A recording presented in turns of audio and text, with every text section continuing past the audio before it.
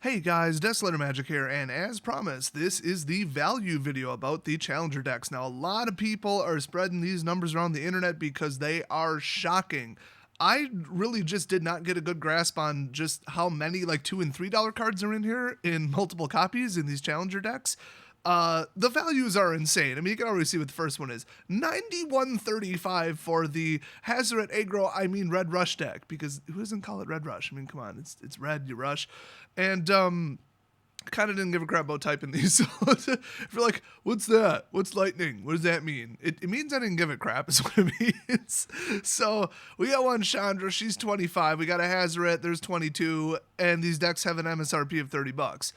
I'll touch on why that's not quite the key factor in a second here, but after that it's like, oh, well, nothing spectacular except you got 3 cards worth, roughly $250, and then you got, one Glorybringer, which is still sub $5, but it's still value, and then you got these, which are, you add them up and you got $15 right there just with those, and yeah, people play Bomat, Karizev, that's tradable, Harsh Mentor, I mean, I'm actually surprised it was still worth that much. Let's see. Then what else we got? We got a bunch of 25 centers, and those are, $1. But you could just take those completely out and say, oh, well, 25 cents. That's the floor. It's bulk. And honestly, not every single one of these was a rare in the first place. So you might even say, oh, well, my LGS sells them for 10 cents or whatever. You could get them in trade practically for free. You could just pick up somebody's bulk and grab them. So yeah, you might want to disregard the little couple $1 here. But I think the most you could take off this is probably $15 if you don't want to count them. But then again, Lightning Strike, I think people would trade for those at 25 cents. It's not like it's never been printed before. But then you got your Abrades, and there's 2, so, there's another $5. So it's really easy to get to $30. I think that was the problem, is that it's a little too easy to get to $30. And they didn't want to make a $50 product because that's not terribly approachable.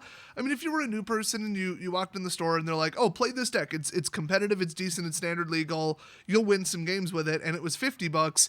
If they go ask around what other people paid for their decks, I don't think they think that's unreasonable, but it's just 30 is better, And then if they wanted to upgrade it from there to make it just a little bit tighter and more powerful and, lower cost, whatever. And in every case, better lands, obviously. This would be the way to do it. You buy this and then, maybe I want to spend a little bit more. So we finish out with, not much on the bottom here, but you get to 91.35. Now I'm using Card Kingdom's prices, which are maybe just in my experience, 5% on average above eBay and TCG Player. They're really somewhat competitive some of the time. I mean, it depends if you're talking older cards versus newer cards and stuff. They tend to have a little bit different curve, I guess you would say. So yeah, $91 for a $30 product. That is crazy, and it's not like people don't play these 2 cards. So the question is, will this devalue them to, I'll say $7, I think would be about the target where it's just damn, people stop opening them. I don't know. I mean, I'd like to say yes, but that seems so drastic. And remember, for every Red Rush deck you buy at the vendor or the whatever level, you have to buy one of each of the rest, which, as you'll see, is not really a major problem. So let's go to Vehicle Rush, aka the bad one. A slight bit outdated, I guess. I don't know. I mean, if you were playing Black-White Vampires right before BFZ cycled out, it was still a good deck, I think people just move on. So, I don't know. This one just feels old, but also, I mean, was Vehicles ever that great? But anyway, I mean, this one is $95.08. What? For $30 you get $95 in cards. And a lot of these are kind of specific though, but a lot of the money's in the lands too. So I mean, we got Bomat, people play that, cool. I mean, it's really only in 1 or 2 decks. But I heard a rumor that people played a little bit in Modern and some stuff. So then we got Toolcraft, I'm surprised that's low. Scrap Heap, it's shocking that that's not still $3. It's still a good card. I mean, we just got a bunch of blah, blah, blah, Lobby stuff. Then we got $20 in Heart of Kirin's, okay? I guess people are still buying and playing that for some reason. I can't imagine what other format it would be in, because, I mean, vehicles, but who knows? That's $20 right there, and you got the 2 Aether Spheres. They're $7. You're almost at the dang MSRP. I mean, you add Bomats, and you're already there. And then we've got the Spiders, the Spider of Industries. freaking $14 worth. I mean, what the hell? Well, Sky Sovereign isn't very high, which makes me wonder why Heart of Kirin is so high, but I don't know. Maybe Card Kingdom's price is just a little bit off with that. I don't know. Didn't feel like comparing it to other places. But then we got the Dragon Skull Summit, and then Inspiring Vantage Concealed Courtyard. That's some money right there, because people still play those. Well, and then you got Aether Hub, which is now 79 cents. It's actually kind of funny. But then you got Unclaimed Territory. I mean, that's $4 a card. I wouldn't have thought. I would have thought 3, but considering what I was getting paid on a buy list, maybe not. So I mean, the rest of these, like, whatever. I mean, Harsh Mentor, that's cool. I think that was in the sideboard. I mean, they just pack money in here, just straight up money. This is the most valuable one by far. Would I say it's the most tradable cards? No, not really. And it's kind of like all vehicle money, but you know, whatever. It's just, there's money everywhere in this damn deck. So this one is pretty crazy. All right, let's look at the deck we do not speak of from the movie The Village. We got 2 Kefnets. Those never were expensive. Approach, I don't understand why that's $1.50. I guess there's just like more civilized people than complete dicks, because you really have to be a complete dick to play this deck. But like, you can't play the deck without this. You can put in different strategies, different colors, different ways to ramp into it, different control cards, but you still need this. So I don't get why this isn't like $5. I have no idea. I mean, then you got Fumigate, which is like, okay, it's almost double the price because, okay, you're running white and you need to wipe the board, you know? So of course that's worth more. So that really is indicative of how many people are playing Approach, which is good. Then we got 1 Settle the Wreckage, because 2 would put this way over the top. $7.50, and I think by the time they designed this, it was probably 10. So then you got your opt-in sensor. I mean, whatever. It's nice to have. They're not amazingly expensive, but they're not 25 cents. Supreme Will, just good card, $4 right there, because I got 4 of them.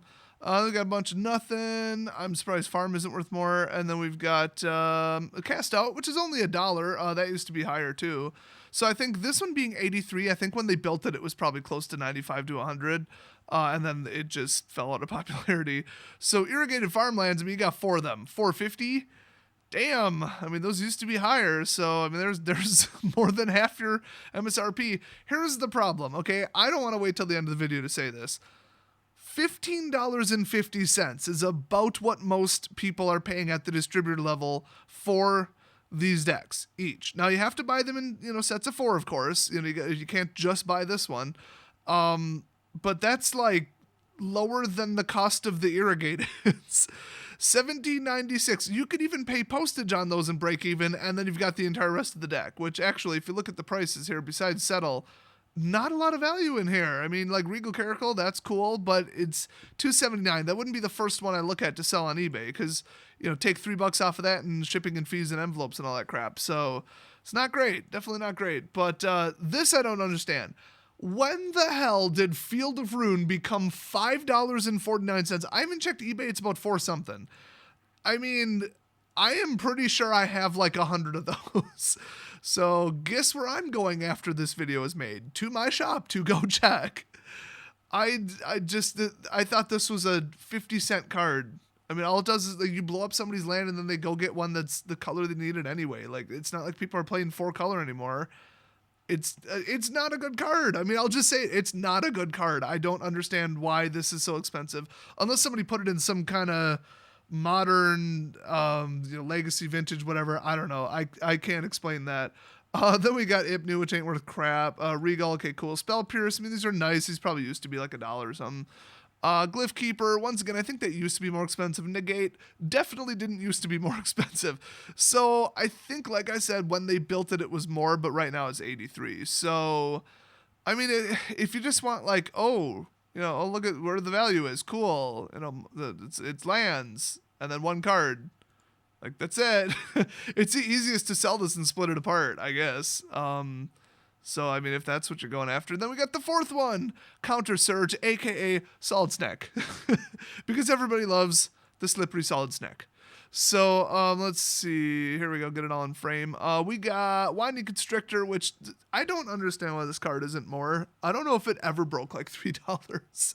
Like, everybody was playing it. It was hyper powerful, but I guess the deck never really, really took off, like at a competitive level. But a lot of people are playing this because it was a dirt cheap, good secondary strategy. But then again, back in the day, Delirium was pricing this out of the market, if I remember correctly. So then we got Glint Sleeve, $4 a piece, because that card is amazing. That's just been going up and up and up. So there's, there's your vendor cost right there. I mean, that's why I think people are going to split these up. Scrap Heap, I still don't know why that's not more money. That's crazy. Walking Ballista, $12 frickin' dollars. Hell yeah. I mean, that goes in everything. You can put that in every type of deck in every format. Oh yeah, you generate mana, you put that in. Then Rishkar, I mean, that's still expensive. This is more in the past. Dream Stealer, that should be more, but I mean, 70 cents. This is a long shot from 70 or 25, I guess. Gonti, I mean, still, 99 cents. I believe that's Gonti's spell. I probably should have specified. I don't think it's him personally. I don't remember. No, it is him personally. I think he's on 2 cards. I don't even know. Verdurous Gearhulk, still $4. I mean, it used to be 20, then it used to be 5, then it used to be 20, then it used to be 5. And now it's 4, apparently. But, just with these, boom. It's a lot of money right there, and people want those. Long Tusk, 25 cents. Damn. Walk the Plank, 25 cents, because it's not a good card. Hour of Glory, somehow 35 cents, even though it's not a good card. You gotta wonder what Card Kingdom's thinking with some of these. Then you got, what is it, Blossoming Defense, $1.29. I mean, those used to be a little bit more, but they're still good. They're solid. It saves your stuff. I think Heroic is better, Heroic Intervention, but whatever. Then we got Fatal Push, $8.50 apparently still. I feel like their price is a little high on that. Aether Hubs, okay, whatever. People want them maybe still. Fall Orchard, that's the come in tapped one that comes with the welcome deck, so probably shouldn't have actually put that on there, because you might have noticed I skipped the basic lands too, because, I mean, come on, those are basically free. Hashep, I don't even remember what type of land that is, but apparently it's good. Lifecrafter's Bestiary, that card's insane. More people need to play that. That is a very underrated card, because it's $2.50 a piece. I mean, that card's insane. It's completely insane. Then the rest of this is just like whatever. Like, they're good cards. Die Young, whatever. Duress, that's cool. Slice and Twain, that's a good card. Dispossess, good card. Cartouche, fantastic card. And Num Num Num, also known as Appetite for the Unnatural. But it's the chopper monkey. He likes to eat your artifacts. But somehow, even though this looks like really good, because they're like, oh, money card, money card, money card. Oh my God, really good cards. It only added up to $81. I guess because like this whole bottom is just like nothing except for Fatal. So it's just too much 25 cents to add up to a big value. But it's easier to get rid of, $12 cards than it is to get rid of $3 cards. So none of these I would say is bad. I mean, you could say, oh, well, 95 versus 81. I don't want this one.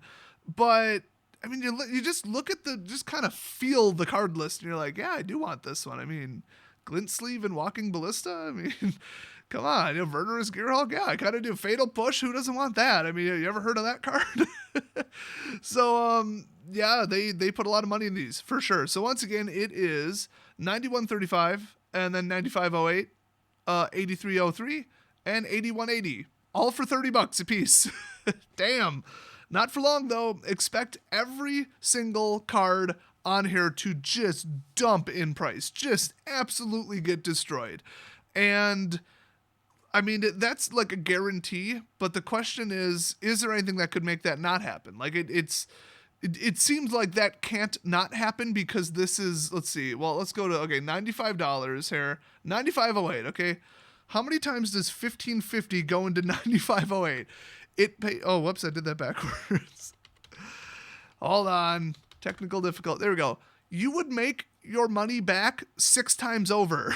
So, yeah, because I said, $15.50 distributor price. People are going to open these. I mean, it's just, duh. It's like the only thing that could stop it is if Wizards makes this a really, really tiny, small print run where it's like I order $2,000 worth and they send me $400 worth or something like that, which I don't think I'm going to touch these because you flood the market with this many. It's not like, oh, the price is going to go down, but you might sell it in the meantime. It's like the price is going to go down and nobody in their right mind is going to touch any card on any of these card lists. And remember, some of the expensive cards are in 2 decks on this list. I was going to say Scrap Heap, but that's not really an expensive one. I forgot which one it is. Not Lightning. Oh, Bomat, obviously. Aether Hub to an extent. I mean, there's a couple more. Cast Out is in multiple.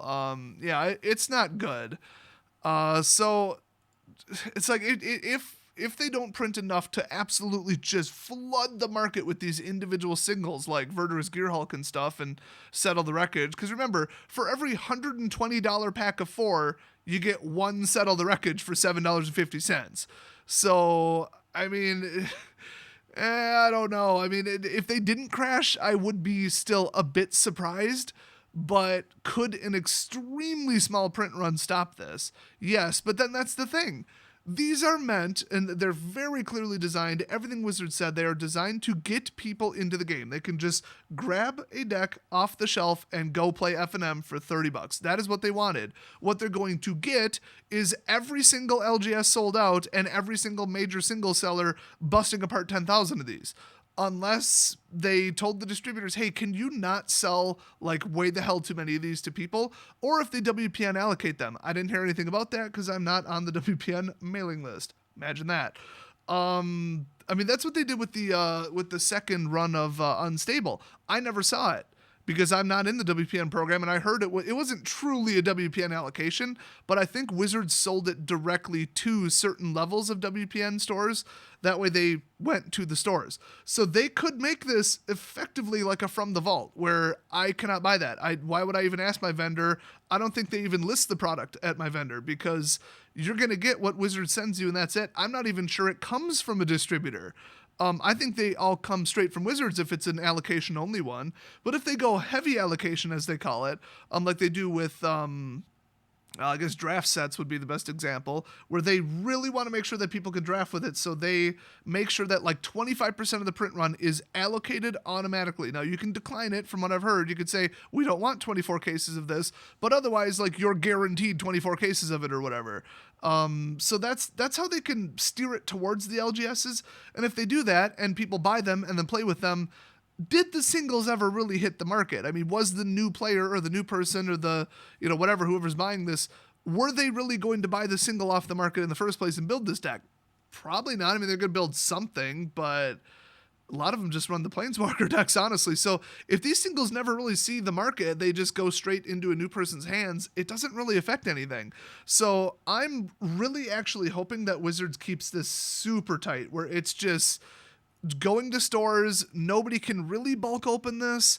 And I'm also hoping that at the stores, it's not the 5-year veteran players that buy them, open them, and then buy list all the cards. And I'm going to take a wild guess that people's buy list prices on these have gone down recently since the announcement. I mean, honestly, if you have any of these, check and try to send them in right now because there's nowhere to go but down. I mean, I guarantee it. That's why I'm going to go check for my Fields of Ruin, like, really quick. It's 550. Damn. I mean, but then again, there's only 2 Field of Runes in a $120 pack of cards, which, okay, 1550 times 4 isn't quite that at the distributor level. But like I said, it might not be going to the bulk singles openers, but it would be 62 per pack of 4. And it's double that because it's sold in packs of 8, actually, to each. But yeah, I think it's 127 ACD. So, it's not bad. I mean, it's 1550 or 1575, something like that, a deck.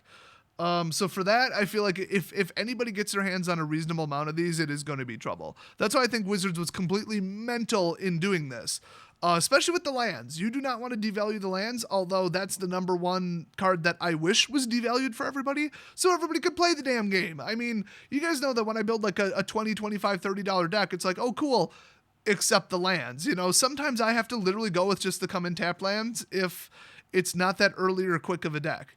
Just to save $40 on like Concealed Courtyards. I mean, I just put in the other one and say, screw it. What's that other one? The Blossoming Marsh, I think, or Blooming Marsh, or whatever it is. I think that's still like $12, $13 a card. I mean, there's no avoiding it. If you need 4 dual color lands and there's only like 5 or 6 sets that are legal, you need those lands. Everybody needs those lands. And, oh, too bad for you if those colors are popular right now with some stupid net deck, because that's what drives it up. I mean, you could go get a $2.79 dual land if it's not a color that's popular. So if they were to devalue the lands, that helps everybody. But, and the other thing is, like, everyone's like, oh, you just devalued my card collection. Well, I mean, are you really going to sell off your deck with the lands in it? Like, oh, my deck just went down in value. But the last card you would ever get rid of out of the deck is the damn dual land. Everybody holds on to dual lands until they cycle out. Unless you really are never going to play those 2 colors again. So that's if the value gets destroyed, it's like, whatever. I mean, it is what it is, and it just makes the game more accessible. But you look at other stuff like, Glint Sleeve. This is going to do bad things to that market, I think. It's only $3.99. So... Yeah, I don't know. But did you notice something was pointed out by somebody, except for the fact, or besides the fact that these are all written like crap and these are actually written like an intelligent human being typed them, proper casing and spelling and all that. But did you also notice, which I think one of my patrons actually pointed this out to me, that these are all old cards and old strategies, and that makes sense because they said I think they were targeting like a 3-month like design to shoot it out cycle, which honestly could have been Ixalan. I mean, Rivals just came out, so not quite, but these are basically Amonkhet strategies, or at least, well, Vehicle isn't, Red Rush is, this stupid pile of crap is, and then this one absolutely is not. This is an antique. So they did 2 old school ones and 2 kind of newer ones, but nothing from Rivals and Ixalan. So if they're devaluing cards that have been out for more than a year, which is, I'm on Cat now where it's close, but we'll just say more than a year. Does anybody really care? Like, are you still opening Kaladesh to try to get value out of it? Probably not. So if they had to devalue something into the ground by selling off, a couple $1 million worth of this product, what would you target? Well, you'd target the oldest cards because nobody cares. If you devalued all the good cards from Rivals, oh my God, would you hear about it from the customers, Wizards? So I think they were very clever in what they did here, and also they just didn't have the time to see what was good in Ixalan and Rivals to make decks about it. So if that's always the thing, is they got, a 2, 3, 4 month lead time, and then I was going to say, well, then half of a block is out and half isn't, but that isn't going to be the case in the future. But either way, it's like, okay, you're not going to target the newest stuff. You're always going to make challenger decks, and they're always going to be some old school stuff. I think people won't care to an extent because, like, if you're no longer playing a Soulscar Mage, you had so much time to sell that off. Like, why didn't you? I mean, I'm not saying every time a new set comes out, you gotta play dinosaurs and vampires. You gotta abandon the old stuff. I don't care if the old deck's good. Keep playing it. I mean, whatever. I know people that were playing Vehicles for the last, like, year and a half. So it is what it is. But yeah, if that's what they had to devalue, then okay. Like, but still, I think I'm not going to give them too much leeway here. I think this was a disastrously stupid decision on their part. This is so dumb to flood the market with a 0 variance product. Because remember, Planeswalker decks come with 2 boosters. So you never really know what you're going to get for that pretty low price. For this, you know exactly what you're going to get. They're just running off like 10,000 of this, 10,000 of this, 10,000... 30,000 of this because there's 3.